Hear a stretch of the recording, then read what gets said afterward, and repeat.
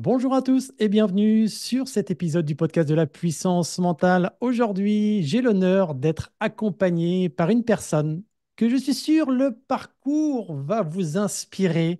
Moi, il m'inspire énormément. Alors, je lui ai dit, voilà, est-ce que ça te dirait de venir partager un temps avec moi pour discuter justement de ton expérience, de tout ce que tu as mis en place, parce que je suis sûr que ça va intéresser un certain nombre d'auditeurs du podcast de la puissance mentale. Et pour être honnête avec vous, je lui ai posé la question 3 heures avant l'enregistrement du podcast. Elle m'a dit, pas de souci, Geoffrey, banco. Et j'aime ces gens qui passent à l'action, j'aime ces gens qui sont toujours motivés à aider les autres. Alors aujourd'hui, j'ai la chance d'accueillir Sabine Goulin. Sabine Goulin, elle est directrice générale du service adjointe en charge de la stratégie et conduite du changement à l'Université de Lorraine. Un titre un peu long, mais elle va nous en parler un petit peu de savoir justement qu'est-ce qu'elle fait et surtout on va voir avec elle où est-ce qu'elle en était il y a ça quelques mois, quelques années, et aujourd'hui, tout ce qu'elle a pu mettre en place dans sa vie pour justement évoluer tant au niveau personnel qu'au niveau professionnel. Hello Sabine. Bonjour Geoffrey, ravie de te rencontrer aujourd'hui. Eh ben, je suis très content aussi que tu sois avec nous aujourd'hui. Et donc, justement, si voilà, les gens qui ne te connaissent pas encore, qu'est-ce que tu pourrais dire sur Sabine Goulin? Alors Sabine, elle est maman déjà, elle est maman de quatre Mhm. garçons, tous adultes entre 23 et 35 ans, donc ça c'est quand même un point important.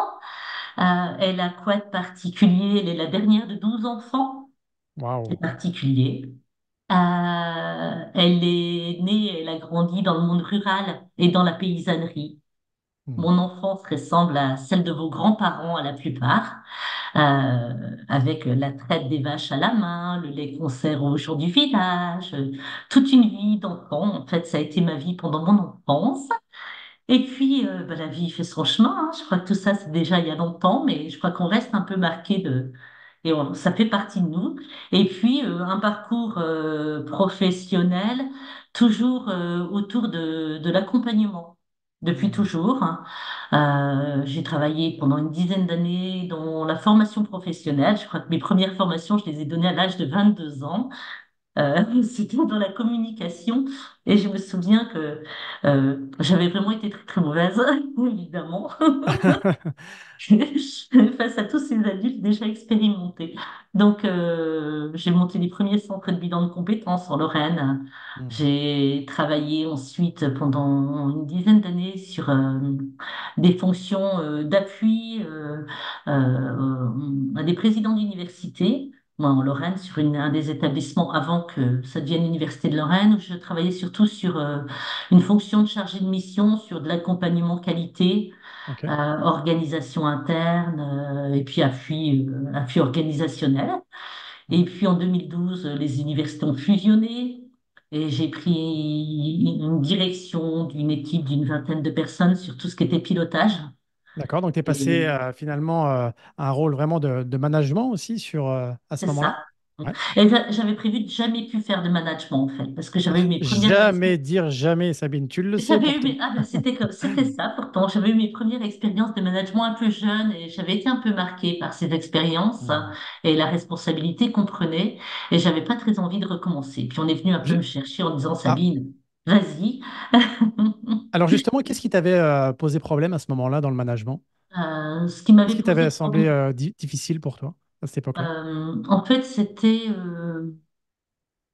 c'est pas le management des gens que j'encadrais. En fait, c'était la pression des supérieurs dans la posture managériale, Hmm. que j'avais pas apprécié et qui pouvait m'amener à pas être en accord avec moi et que j'avais pas envie de revivre ça. Hmm. J'étais restée un peu marquée par ça.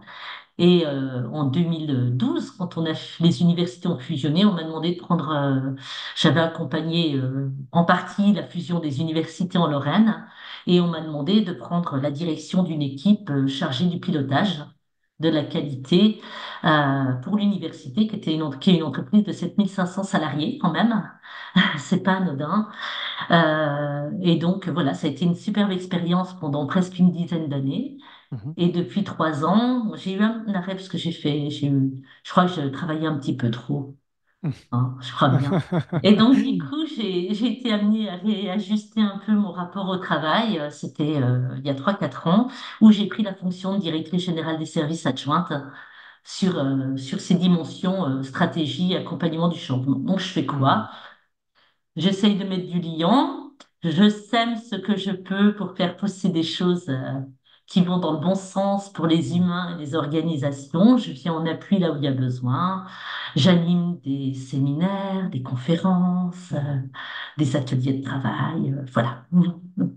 Alors excellent, bah, merci beaucoup en tout cas pour cette belle présentation Sabine. Et la question que j'ai envie de te poser justement, toi tu étais dans une grosse organisation, hein, 7500 personnes, enfin, c'est quand même, puis l'Université de Lorraine, on en parlera aussi pourquoi j'ai un lien particulier avec cette fameuse Université de Lorraine, parce que si vous écoutez depuis maintenant quelques temps le podcast de la puissance mentale, j'avais justement consacré un épisode particulier à une certaine remise de diplôme et on vous en parlera à un moment donné parce que Sabine, voilà, était à l'initiative de cette remise de diplôme. Bref, on en reparlera. Mais avant ça, donc justement, Sabine, dans cette organisation vraiment à grosse dimension, que- selon toi, qu'est-ce qui fait qu'à un moment donné, il peut y avoir des freins, il peut y avoir des... Alors, c'est évident, c'est une grosse structure, c'est jamais facile, c'est jamais simple à organiser tout ça, mais qu'est-ce qui fait que ces 7500 personnes, à un moment donné, soit elles ressentent des freins, soit elles auraient besoin d'être motivées. Qu'est-ce qui leur manque? Qu'est-ce que tu as pu, toi, déceler, en fait, en termes de manque dans cette organisation, dans celle-là, mais comme ce qui pourrait se vivre, évidemment, dans d'autres organisations. On n'est pas en train de dire ce qui se passe là-bas ne va pas. Attention, hein. C'est juste dans Euh, ce genre j'a- j'a- d'organisation. Merci, Geoffrey, pour ce point-là. J'allais te dire que moi, l'université, je trouve que c'est un milieu formidable. C'est un Hmm, espace des possibles. hmm. On est la chance d'être dans un milieu où il y a de la recherche, où il y a la formation de la jeunesse, où il y a énormément d'enseignants-chercheurs qui consacrent leur vie à accompagner, à promouvoir, à aider, à former, à accompagner à l'emploi. On n'en Et parle ça, pas c'est souvent, énorme, mais bien sûr. l'université a vraiment de très très belles réussites sur l'accompagnement des jeunes à l'emploi aussi. Et bah, comme toute grosse entreprise et grosse organisation, il y a énormément d'acteurs, hein. Il y a énormément de structures. L'université, par exemple, c'est 60 laboratoires, c'est 40 composantes de formation, écoles d'ingénieurs ou facultés. Énorme. Donc, ça veut dire quoi? Ça veut dire qu'il y a énormément d'interactions entre les gens.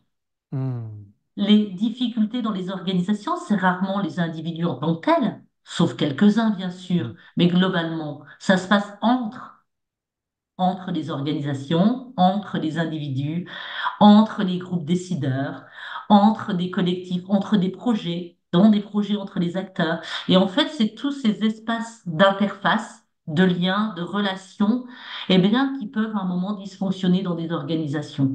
Et pourquoi hmm. ils peuvent dysfonctionner? Alors, il y en a beaucoup qui marchent, hein. On Bien parle sûr. toujours de ce qui marche pas, mais en fait, il y a énormément de choses qui vont Qui marche bien pas ou qui pourrait être amélioré. ou qui pourrait être amélioré, tout à Mhm. fait. Et on est beaucoup dans ces logiques d'amélioration, entre autres dans l'enseignement supérieur aujourd'hui, comme dans beaucoup d'autres Mhm. environnements, hein. Le sens du service public, l'envie, l'efficience, la recherche de moyens Mhm. liés à de nombreuses raisons. Et c'est dans ces espaces de relations qu'on va retrouver des points de difficulté ou des points d'amélioration ou parfois de blocage. Et Mhm. ça nous renvoie aussi à ce qu'on a pu travailler ensemble ou faire ensemble par ailleurs. Mhm. Bah, d'ailleurs, c'est intéressant parce que qu'il y ait 7500 personnes ou que ce soit un groupe de 10 personnes, je pense que les problèmes restent, les problèmes de fond sont souvent la communication, la compréhension, l'interprétation, le lien, comme tu disais aussi très bien, Le sens, le la sens. reconnaissance, la Mhm. valorisation, le respect, le soutien, l'entraide, la collaboration. On peut dire tous les mots qui nous portent dans nos valeurs pour aller vers ça, et puis quand ils sont pas alignés, soit pour un individu, soit pour un groupe, eh ben, il commence à y avoir des tensions ou des difficultés pour les Mhm. acteurs ou pour les résultats, en fait. Excellent. Alors toi, justement, Sabine, on va maintenant faire un petit zoom sur toi. Euh, il y a de ça quelques années, avant que tu entreprennes cette démarche de formation, d'évolution personnelle, que ce soit à travers la PNL, à travers la puissance mentale, qu'est-ce, à ce moment-là, toi, comment tu te sentais? Dans quel état d'esprit tu étais? De quoi tu avais vraiment besoin à ce moment-là? Parce que d'apparence, soyons clairs, Sabine, d'apparence, d'extérieur, peut-être que des gens auraient dit, bah, Sabine, elle a aucune raison de se plaindre. Tout va bien pour elle. Elle a un poste incroyable. Elle vient justement de ce côté rural, comme tu disais, si je synthétise, à traire les vaches. Et aujourd'hui, elle est à un niveau d'excellence, à un niveau enfin, voilà, à la tête d'une université, donc celle de Lorraine, qui est incroyable. Donc, pas de raison d'aller mal. Mais toi, intérieurement, qu'est-ce que tu ressentais? Qu'est-ce que tu vivais? Qu'est-ce que tu avais besoin de faire évoluer? Alors, je vais commencer par dire ce qui allait bien. Moi, je dirais que depuis toujours, j'étais intéressée par le développement personnel. Je Mhm. fais de la formation ou des travaux dans ces domaines-là depuis très longtemps. Je fais de l'accompagnement de collectif depuis très longtemps, ce qui est une grande chance, parce que pour pouvoir le faire depuis longtemps, il faut beaucoup apprendre et penser qu'on ne sait pas. Mhm. Je dirais il y a eu un point de transformation, et comme une vrille un petit peu, à un moment où parfois on n'est plus tout à fait aligné avec soi-même. Mhm. On a changé, le monde change autour de nous aussi, notre environnement change, nous on change, et nos besoins sont plus les mêmes. Et à un moment, c'est pas forcément dans l'environnement autour de soi qu'il faut penser que ça va pas. Bien sûr, on commence par dire que c'est les autres, hein. Il n'y a pas de doute. Mais au bout du compte, quand on regarde, je crois que c'est en soi. Je crois qu'à un moment, en ce qui me concerne, je pense que j'arrivais à la fin d'un cycle ou de plusieurs cycles. Hein, ça fait bientôt 40 ans que je travaille, je crois. Hein. Je travaille depuis que j'ai 18 ans, donc ça fait 40 ans quasiment que je travaille. J'ai fait mes études toujours en travaillant. Euh, je pense qu'il y a des temps pour tout. Et je pense que depuis quelques années, je pense que le temps de l'université doit se jouer autrement. Je dirais Mhm. pas qu'il est fini, je dis qu'il doit se jouer sur une autre partition. Mhm. Je pense que ce que je donne à l'université, ce que j'y fais en tant qu'action, ma façon d'y être, j'ai rien à reprocher à qui que ce soit. Et je trouve que je fais des tas de choses intéressantes. Mais moi, à un moment, moi, Sabine, Mhm. je crois que j'ai besoin d'aller et de m'épanouir dans quelque chose dans lequel je suis peut-être un peu plus alignée, Mhm. sans aucun doute. Donc, qu'est-ce qui s'est passé il y a quelques années? Je pense que j'étais plus très alignée. Hmm. Alors c'est intéressant parce que je me permets tout de suite de faire un parallèle même à moi ce que j'ai vécu, c'est-à-dire que moi c'est pareil, d'apparence j'avais un job qui était vraiment confortable, intéressant, parce que j'étais dans la police, instructeur en préparation mentale dans la police, maniement des armes, etc. Enfin, à l'école des officiers de police, donc vraiment très privilégié. Et c'est vrai que comme toi, j'ai eu le sentiment d'être à la fin d'un cycle. D'ailleurs, peut-être que les gens qui nous écoutent aujourd'hui, euh, c'est peut-être ce qu'ils vivent aujourd'hui dans leur entreprise, en tant qu'indépendant, en tant que salarié, chef d'entreprise, manager, peu importe. Mais c'est intéressant de prendre de la hauteur, tout comme toi tu l'as fait, tout comme moi je l'ai fait aussi, et de dire, tiens, est-ce que j'ai le sentiment, peu importe mon âge, d'être pleinement épanoui dans ce que je fais?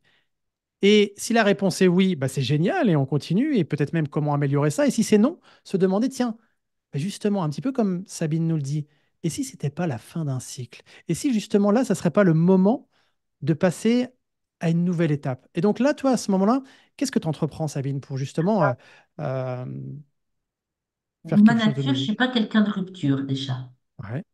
Je suis pas quelqu'un qui a envie de claquer une porte pour en Hmm. ouvrir d'autres. Et en fait, les choses se font comme par articulation régulière. Et je suis à l'Université de Lorraine, et je vais y rester encore un moment. Ouais. Mais depuis plus de 10 ans, j'ai aussi une fonction d'auto-entrepreneur à côté. Hmm. Et sur une partie de mon temps, j'assure du conseil et de la prestation auprès d'universités ou d'écoles ou du monde de l'enseignement supérieur qui en a besoin au niveau national. Hmm. Donc, pas beaucoup, les gens viennent me chercher, puisque je fais pas de promotion, je n'en ai pas fait en tout cas jusque maintenant, pas beaucoup. Et à un moment, on dit, bah, Sabine, ce serait bien si tu pouvais venir nous donner un coup de main sur ça, ce serait chouette.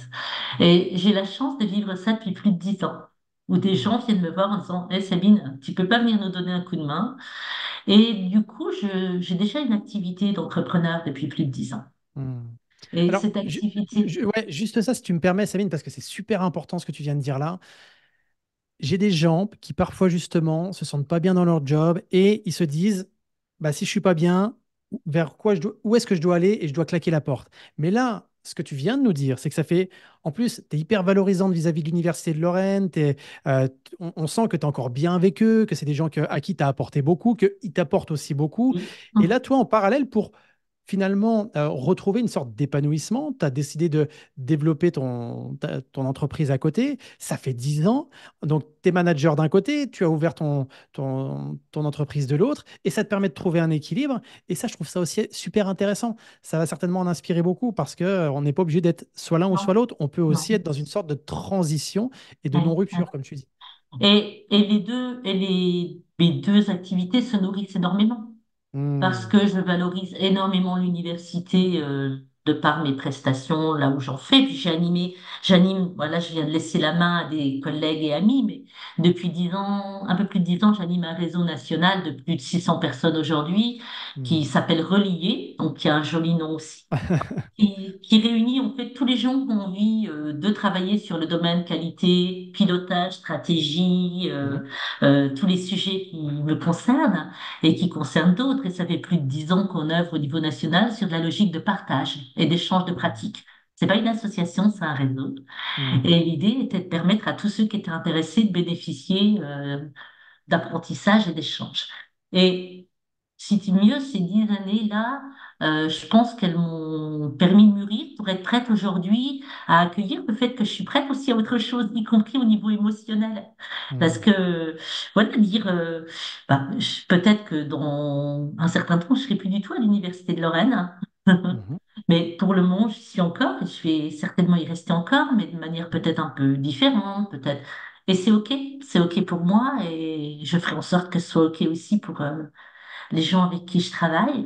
Mais je trouve que c'est très, très intéressant d'y aller tranquillement et en douceur, Hmm. d'apprendre aussi de cette étape de transformation, parce que je trouve qu'on apprend beaucoup aussi, et on va revenir sur la formation Mhm. sur le temps qu'on a partagé ensemble, mais il y a ce temps de l'apprentissage, Hmm. et dans une conférence il y a quelques jours, je disais laisser le temps au temps. Hmm. Euh, et là, je dirais, en fait, il y a, je me suis noté ça. Ce que j'ai écrit qui est important que je voulais dire, hein.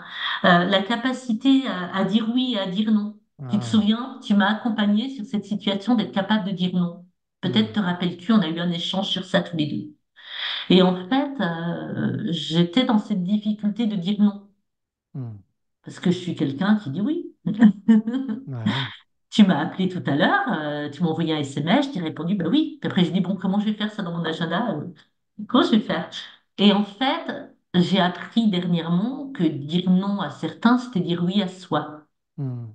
Et C'est vrai. j'avais jamais mesuré à quel point je le disais en phrase. Je l'avais bien intégré intellectuellement et dans mon Hmm. cerveau, mais je l'avais pas intégré dans ma raison d'être, je pense. Un plus à un niveau émotionnel, effectivement. Parce que c'est vrai qu'en plus, la petite stratégie qui est intéressante, c'est toujours plus facile de dire non et après dire ah, en fait, si c'est possible. Alors que si tu dis oui dès le départ, revenir sur un non, c'est extrêmement compliqué, voire impossible. Donc, c'est toujours plus facile de dire déjà non et après dire ah oui, si finalement j'ai regardé, c'est possible, plutôt que l'inverse, effectivement. Et Et justement, toujours oui. ouais.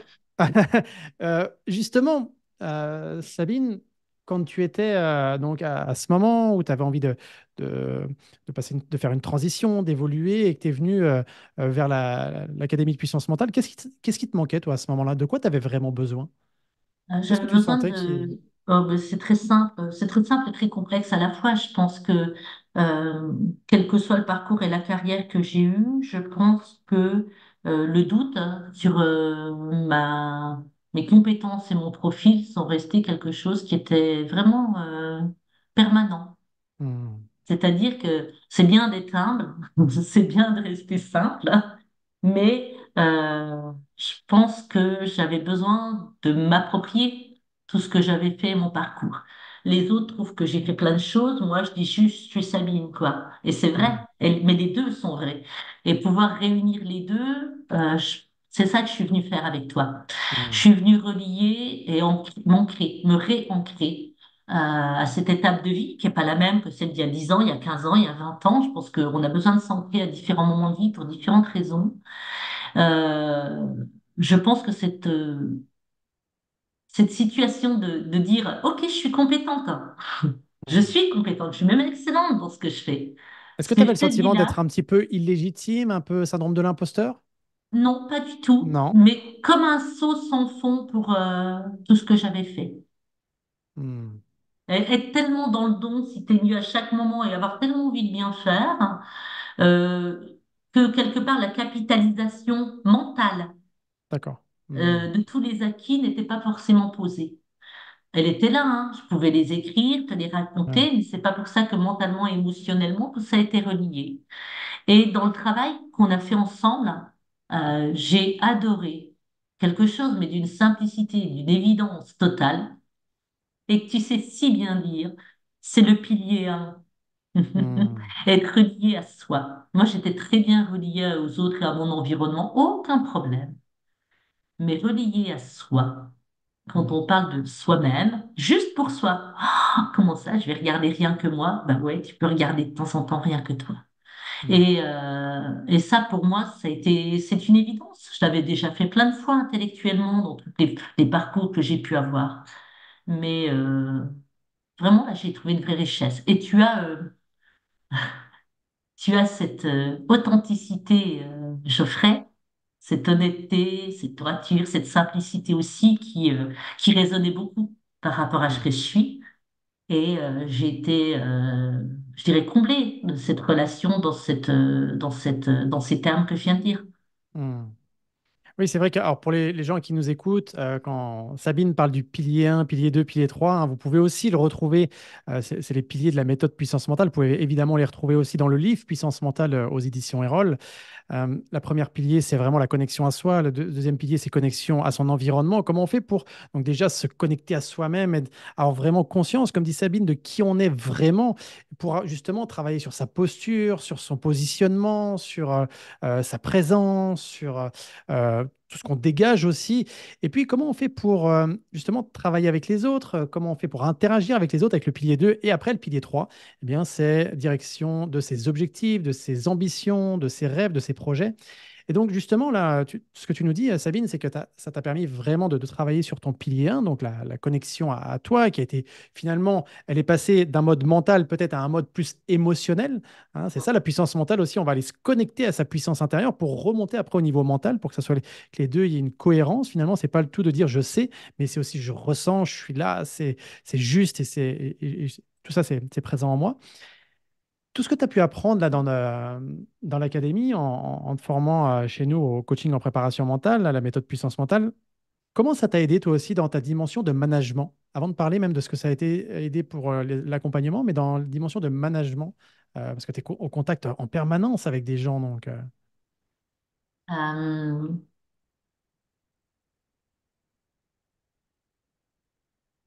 je pense que tout ce que, en fait, tu le sais, Geoffrey, j'avais déjà fait de la PNL et ouais. je me suis toujours formée au développement personnel. Donc, c'était mieux, c'est pas des sujets nouveaux, Hmm. d'accord?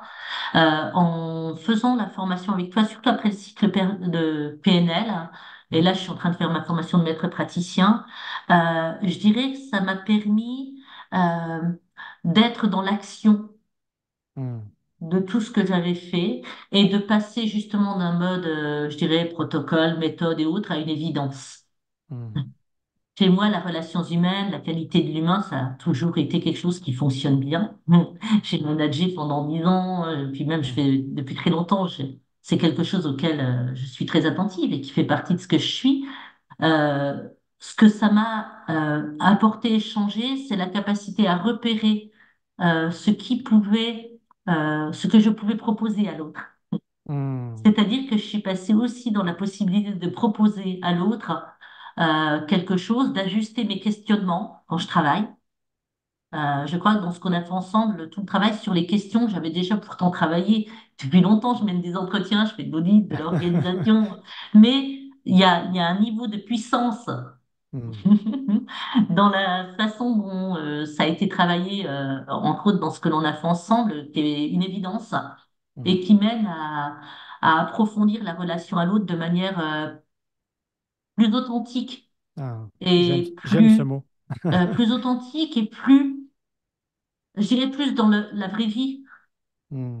Tu sais, des fois, quand je travaille sur certains sujets, je dis, il y a ça en théorie, il y a ça en pratique, puis il y a la vraie vie, hein, Ouais, puis il c'est y a la ça. vraie vie. Hmm. Et je crois que le parcours que tu proposes, c'est un parcours vers la vraie vie. Hmm. Et je te l'offre comme ça. Bah, Euh, ça me conforte aussi dans ma démarche. Tu vois, c'est vraiment, mais pour moi, c'est mon objectif permanent. OK, il y a la théorie, c'est bien, mais concrètement, quand tu es sur le terrain, quand tu es en train de manager justement, ou quand tu es en train d'accompagner quelqu'un, que la personne elle a une réaction à laquelle tu t'attendais pas, comment tu fais pour concrètement, là, maintenant, l'aider, la rassurer? J'aime bien quand tu dis repérer ce que je peux proposer à l'autre. J'adore ça parce que finalement, c'est vrai que j'aime l'idée qu'un leader aide les autres à développer leur leadership. Un leader crée des leaders, en fait. Et oui, mais là, bien sûr, c'est hmm, ça. Et du coup, par rapport à ça, c'était mieux. Ça m'a fait passer aussi une étape. Est-ce que ça a changé? C'est la capacité à être encore plus dans la responsabilisation et l'autonomisation des gens qui m'entourent. ouais, excellent. Parce que tu vois, quand on arrive à des fonctions comme les miennes, on peut être vu, ou de toute façon, on est vu par des collègues comme étant la personne qui est en direction. Hmm, D'accord? Moi, j'ai pas eu, jamais eu de problème. Le statut des gens m'a jamais beaucoup été un sujet qui faisait la relation ou pas. Mais je pense que dans le travail qu'on a fait, rendre les autres encore plus autonomes, plus responsables, et je dirais que j'ai moins besoin de me mettre en valeur. hmm, Je peux les laisser complètement animer des journées entières, même si c'est moi qui suis responsable, sans aucun problème. Et ce moment où tu peux être juste derrière, il est chouette parce que tu vois, elle est là, la transformation. hmm, Elle est vraiment là. Ce moment où tu peux ne pas être devant, en fait. T'as plus besoin d'être sur la scène, tu vois. J'ai pas besoin de monter sur scène. hmm, J'ai pas besoin d'aller. C'est OK, quoi. Je l'ai fait, je sais faire, c'est bon, quoi. Et pouvoir permettre aux autres d'y aller, de les aider à le réussir, ça me semble beaucoup plus intéressant pour la suite du parcours. Et la suite du parcours, c'est bien celle-là, c'est permettre aux autres d'être là où ils veulent sur la scène de leur vie, perso ou professionnelle. hmm. Mais c'est très puissant ce que tu es en train de dire parce que finalement, pendant peut-être longtemps, enfin, et c'est vrai que beaucoup de managers, c'est ce qu'ils me disent aussi, c'est qu'ils ont tendance à être extrêmement présents, à faire, à, vraiment, ils s'usent justement parce qu'ils ont face à eux des gens qui ne sont pas forcément autonomes, des gens qui n'arrivent pas à faire, à s'élever d'eux-mêmes. Et là, toi, ce que tu es en train de dire, et c'est ça qui est très puissant, c'est que finalement, en autonomisant les personnes, en les responsabilisant, en déployant eux-mêmes leur potentiel, hein, parce que toi, tu as réussi à un moment donné à repérer, comme tu as dit, et à leur proposer ce qui était bon pour eux via un questionnement puissant, via des solutions aussi puissantes. Toi, ça te permet de plus être dans le faire et l'avoir, vraiment d'être dans l'être. Et les gens sentent ta présence sans avoir besoin finalement que tu sois là à t'agiter autour d'eux. Tu es juste là et finalement, tu as une présence aussi qui est plus puissante, une présence qui est plus peut-être aussi rassurante pour les gens. Hum, Euh, hum, hum, c'est hum. ça qui fait la Et, différence. et ça, tu vois, ça change la fonction. Hmm. Ça change la façon dont on se voit utile ou indispensable dans une organisation. Ça modifie aussi l'attention qu'on peut mettre autour des activités qu'on porte. Hmm. Ouais, Et ça change beaucoup, beaucoup de choses, en fait. hmm. Excellent. Et donc aujourd'hui, là, donc, tout ça, là, aujourd'hui, tu l'as utilisé pour toi, tu l'as utilisé en mode management. Et donc là, quand tu disais que peut-être qu'un jour tu quitterais l'Université de Lorraine, c'est parce que justement, en parallèle, tu développes ton activité d'accompagnement Tout en à fait. individuel, en Oui. collectif, cohésion d'équipe, etc. Donc, est-ce que tu peux nous en dire un petit peu plus, toi, sur cette activité-là? Avec plaisir, hein. Alors, elle continue à être multiple, cette activité. En Mhm. fait, je suis un statut d'auto-entrepreneur hein, depuis 10 ans Mhm. que je vais continuer à faire fructifier. J'offre mes compétences aux universités, aux écoles, aux instituts qui en ont besoin. Ça peut être sur des aspects de consulting, avec de l'audit organisationnel, de l'audit de situation, de l'analyse de situation, pour accompagner vers de meilleures formes de travail, d'organisation, de relations. Ça peut aller jusqu'à de l'accompagnement de transformation d'organisation, ça peut être de la fusion d'équipe, ça Mhm. peut être, et donc ça, c'est des choses que j'ai déjà fait, que je fais régulièrement. Mhm. hein, que j'aime beaucoup parce que on arrive sur un environnement et puis on va accompagner petit à petit des personnes justement à être responsables de ce qu'elles construisent. Mhm. Mon but, c'est pas qu'on sache que Sabine a fait, c'est que les gens font. Et c'est d'accompagner ça en douceur et en compétence et en efficience. Donc ça a des points importants de mon parcours. Je travaille aussi beaucoup sur des éléments d'accompagnement d'équipes de managers. Mhm. Il y a un vrai Euh, besoin en plus, hein. Là, C'est fou en ce j'ai eu moment. Ouais. l'occasion de travailler sur de l'énéagramme collectif avec des équipes de Mhm. managers, sur d'autres choses, y compris par moment. Donc, ça veut dire qu'il y a un niveau de confiance assez élevé qui est arrivé quand on le fait. Et puis, il y a toute la partie coaching qu'on a vue ensemble.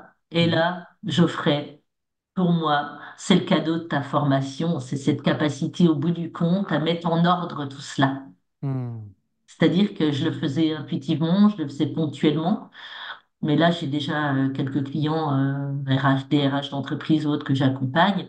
Voilà, c'est cool. Quoi, ça, puis ça, c'est fluide parce que vu mon expérience et mon parcours, quoi, c'est une évidence, tu Mhm. vois.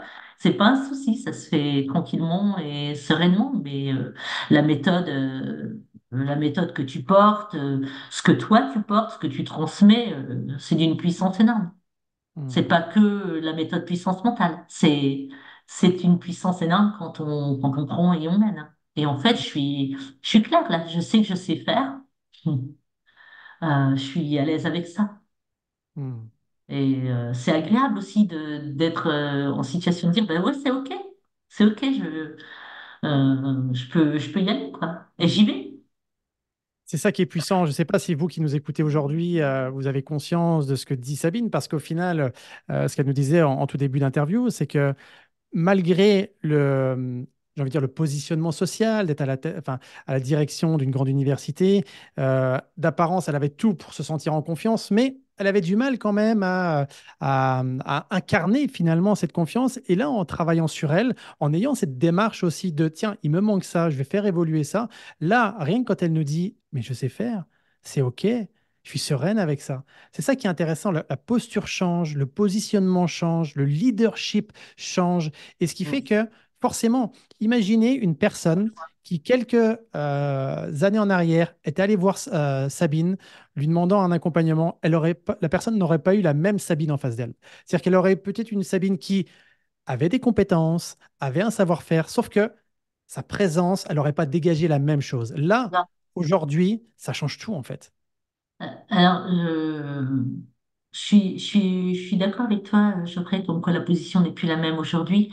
Mais en fait, les autres, c'est sûr qu'il y a une petite différence pour les autres, mais la plus grosse différence, elle est pour moi, Hmm. Geoffrey.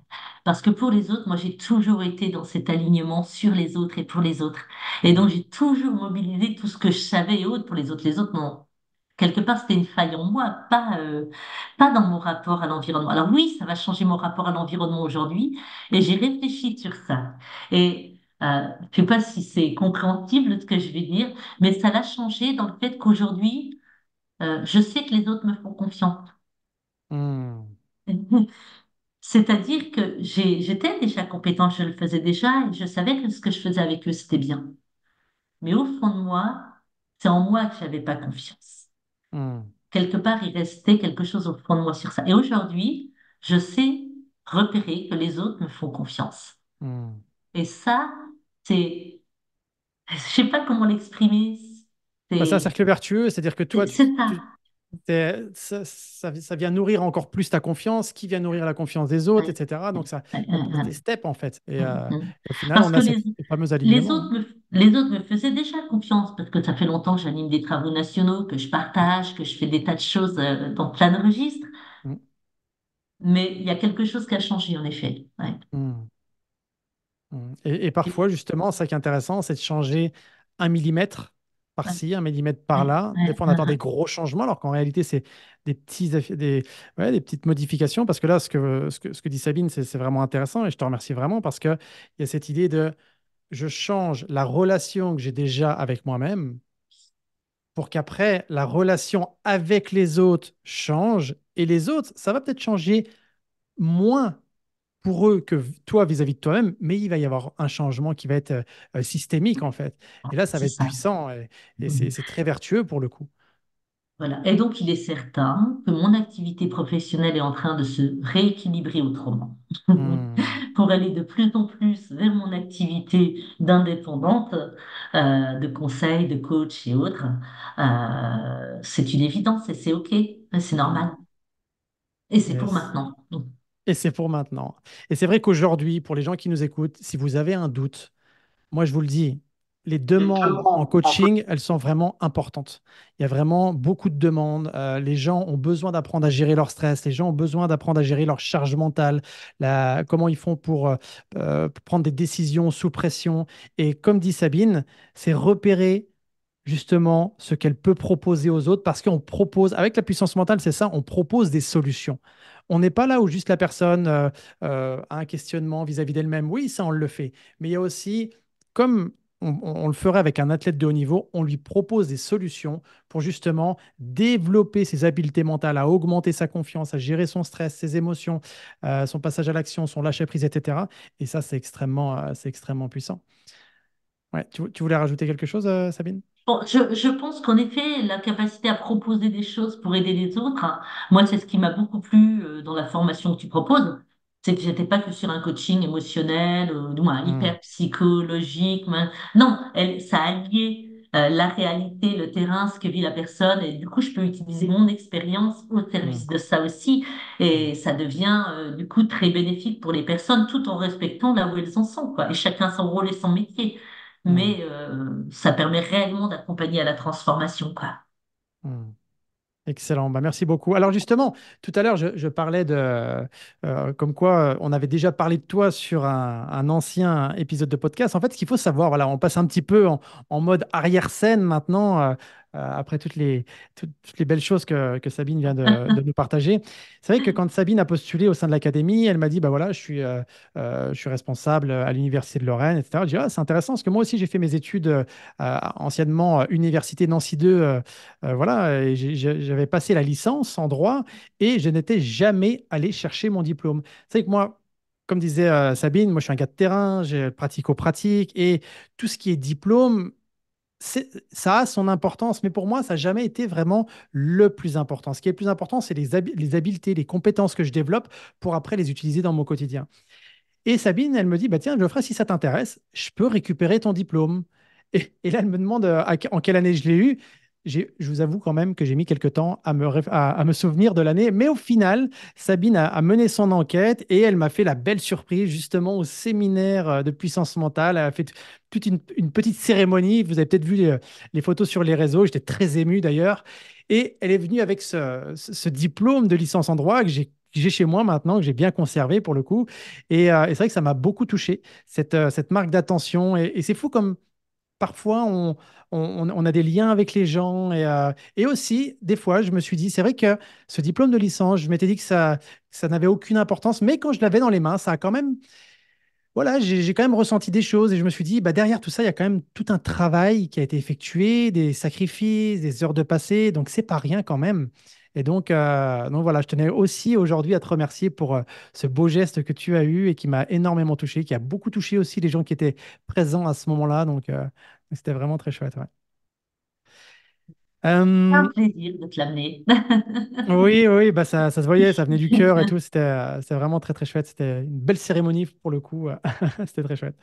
Euh, Comme ça, Sabine, et puis justement pour conclure un petit peu cet échange qu'on vient d'avoir, si tu avais justement un conseil à donner à des gens qui aujourd'hui sont comme toi, tu l'as été à un moment donné de ta vie, en questionnement, ressentir peut-être un manque d'épanouissement ou l'envie de passer un cap dans leur secteur d'activité, qu'est-ce qui te vient comme ça, comme conseil, astuce, idée que tu pourrais leur partager?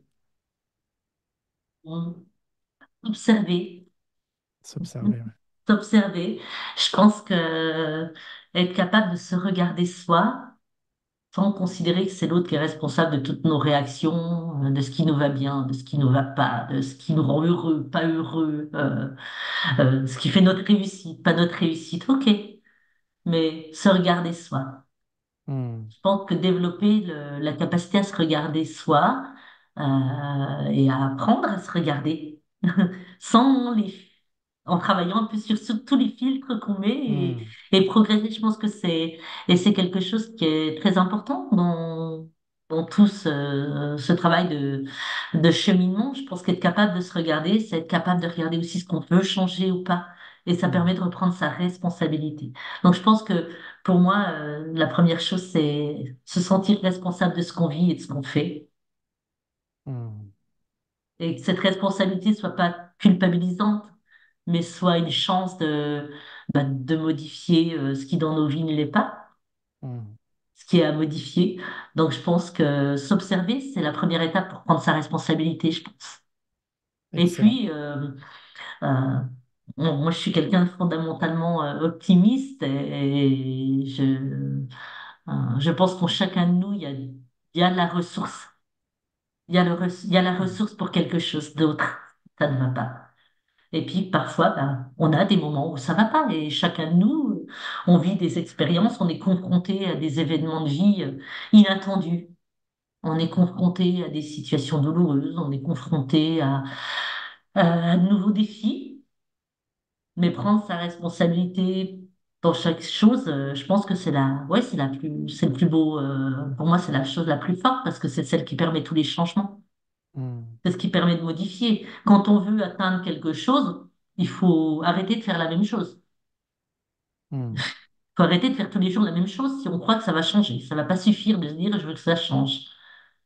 Et Et pour moi, justement, tu aurais pu, pendant toutes ces années aussi, continuer à toujours faire la même chose sans rien changer. Sauf que là, aujourd'hui, tu ne serais pas au même niveau que tu es aujourd'hui, tant au niveau personnel, émotionnel, dans cette capacité justement à aider les gens qui t'entourent.